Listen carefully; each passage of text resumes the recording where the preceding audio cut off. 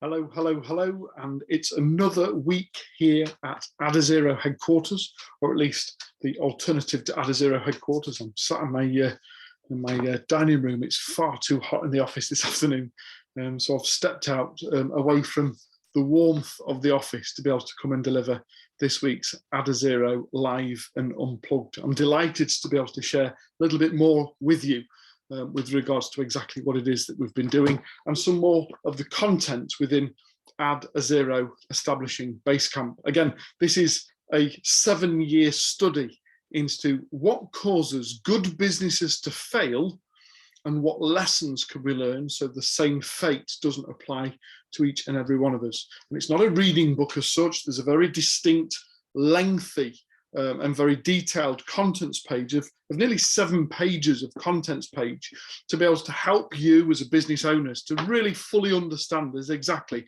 If you've got a problem or you're uncertain about something or not quite sure about exactly what's to do in any particular circumstance, then you can quickly grab a copy of your book. It's a guidebook rather than a reading book, and scroll through to the appropriate section and then find the subtitle that is most apparent and applicable to that particular problem, and then quickly flick to that page, read either a sentence or two, or maybe a paragraph, possibly a page or two, depending on how significant the subject is, and have some practical guidance and advice that you can go away and implement there and then and make a significant difference to overcome the problem and prevent you from having any bottlenecks as you continue to grow your business. And every week here on Facebook, we live stream as we go through the book and we pick a page and learn a little bit more detail. So without further ado, I'm just going to quickly just flick through the pages there. I've just landed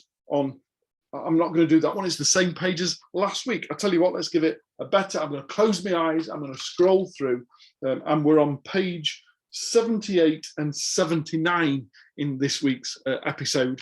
I'm going to very briefly share with you as to the subheading we're talking about, and then we're going to dive in and look in a lot more detail with regards to why this is applicable to both you and your business. So we're on page 79, and the subheading on this page is about the culture and the culture that you create within your business. I can't tell you as to how key and important this is as we continues to grow and expand. So it simply says, everyone loves company culture and everyone loves metrics. However, business leaders have had a hard time putting the two together in a meaningful way. Culture has long been regarded as a soft topic, too intangible or subjective and elusive to measure and track. This has made it challenging to know how to align culture with business success. Let's quickly turn over the page just so I'll give you a little bit more context, and we'll talk about how to measure the culture within your business. However, if the fundamental principles of the company's culture are compiled in a single culture statement, then everyone can read and understand, and this provides an ideal base from which we can begin to build. Therefore, the culture statement is a comparable to a playbook that provides your team with a clear overview of what culture looks like in your business. It may be in the form of a handbook, a digital deck, or a narrative statement. The culture statement is a compilation of the business's mission, values, and traditions and beliefs. It will be used to guide you and your team in their actions, their priorities, their decisions, and their behaviors. Now, don't get me wrong, it wasn't less than a couple of months ago that we heard lots and lots and lots with regards to the big resignation. The amount of people that have come out of lockdown and come out of furlough and the likes and had this, let's say, a reality check, just had this priority check with regards to where they want to be able to spend their time and effort. And we've seen more and more people in the transition phase from either leaving what they've done previously or being forced out or made redundant or changes in the business and the way it operates, or some key decisions that have impacted both the recruitment of new people to a business and the retention of the people that we already have. Now, it doesn't matter whether you've got an existing team or whether you're a solopreneur. It doesn't matter whether you've got a fee-earning PAYE staff in the business or whether you're reliant on outsourcing and joint ventures and partnerships with other people. We all have within our business, either in the payroll or in our collective environment, people that help and support us to be able to do the things that we need to do to stay and be in business. And it's about being able to build the right culture that determines as to whether that's going to continue and grow and thrive, or whether we're at risk of some redundancies or some retention problems and some struggles to be able to recruit new people. Can't tell you as to how important having the right culture in the business is. So what consists of culture? What do we mean by the word culture, and what's a culture statement? Well, first of all, it's how do we do business? Are we a corporate shirt and tie, 9 till 5, clock in, clock out type environment? Are we mind the P's and Q's and we are cautious of the language that we use in front of people? Or are we a lot more laid back? Or have we got a more casual way of doing business? Is it okay to use the occasional F-bomb in the business workplace, or in an email, or in a Facebook Live?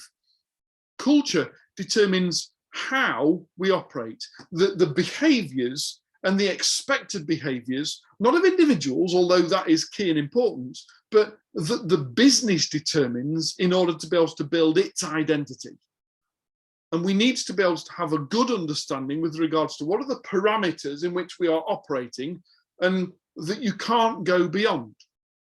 What are the things that turn people on to come towards you and work with you? Why have they chosen you over many of the other competitors? Or why did they not choose you? Did they overlook you and choose to go with one of your competitors? And that could be down to the way in which we do business and not the business that we do. And that comes from the culture that we create within a business. What is acceptable and what's not acceptable? What are the parameters to which we are working? And therefore, there's a whole section in this book all around being able to create a mission statement and a vision and value statement and a culture and how to be able to create that within a business. Now, the next thing, and I mentioned there in the interim when I read a little bit from the book, is how do we measure this? How do we have metrics to be able to ensure that people are complying with this, that it is being maintained throughout all of the business? And for me, a lot of that comes down to creating an open and transparent and good open lines of communication throughout the business rather than just from the business into the community. It's about everyone taking a responsibility for the role that they play within the business and being willing to call people out, being willing to check people off. Let me give you a quick example. I'll give you two examples, one from the military, my former career, and another one from a great business, and show you how key and important it is. In the military, regularly, we're invited to come out onto the parade square in our finest regalia, in our best uniforms, and to march around in front of officers and gentry and to demonstrate military might and precision. Now, you might argue that, well, surely it's just people walking around with sticks and guns. You've only got to look at the Queen's recent parades and the 70th anniversary to be able to see the exact amount of precision that goes into every soldier looking at their most pristine and being able to do things in uniform as one, to understand that there's a lot more choreography that goes into simply walking around with a stick or a gun. But it starts off long before you actually stand up and stand on parade in the morning. It starts off with the hours of ironing and starching and polishing and bulling boots and brushing berries and big guardsmen's bearskin hats. in order to ensure that every single aspect of the uniform is pristine. It's been polished and cleaned and protected and ready to be worn, and then very cautiously and carefully put on so as not to damage any of the creases. But before any of them steps out of the barrack broom block onto parade for the first time, and well before they are in front of the public, they'll stand in front of each other and what in the military we call check each other off. They'll go through with a fine tooth comb and an eagle eye and catch the little thread there, or the little smudge there, or the fingerprint that's been mistakenly left on a piece of silver or a medal as such. We'll look at each other and we'll turn round and check each other's soles of the shoes to be able to ensure that we've seen everything and we are happy that we are marching alongside someone who represents the best of the best of the best. But what's that got to do with business? Well, when you go to Disney, and let's face it, Disney is a household name the world over, you'll also find that within the cultural statement of the business, it is a disciplinary offence if you ever step out from behind the scenes into the Disney experience or Disneyland without having stood in front of a mirror, and there's a mirror at every single entrance and exit just behind the scenes, and not check yourself off to be able to make sure that everything is pristine before you come out and are customer facing. They've created a culture that says excellence as a standard. And to ensure and maintain that, they've put some measures in place to say, let's encourage you to do so, and to discourage you from not doing so. This is the culture we expect. And we expect people to stop and quick and check and, oh, you haven't noticed, but your shoelace is undone, or you've stepped in a piece of ice cream that has been dropped from a cone somewhere. We've got to be able to make sure there's no smudges or risks or of not creating excellence as a standard. And they've created that as a culture by people being willing to understand what they represent and to help and support each other to maintain and accelerate that within the business, to be able to exceed that, to be able to increase incremental improvement of the Kaizen philosophy. So a culture statement has to come from within. It can't simply be a statement that's dictated to by a manager or an owner. It has to be something that we all take ownership of and say, this is the culture of doing business with us. These are the way in which we do business. These are the parameters in which we operate within. And this is how we are being measured by our customers, by our suppliers, by our network, our joint ventures, our partnerships. This is to the parameters in which we operate. And a culture statement helps us set ourselves apart from perhaps somebody else who might deliver a very similar product or service, but does so in a shoddy manner, does so without consideration for the whole experience, hasn't got a cultural statement or some cultural measure within the business to say, these are the behaviors in which you can expect by doing business with us.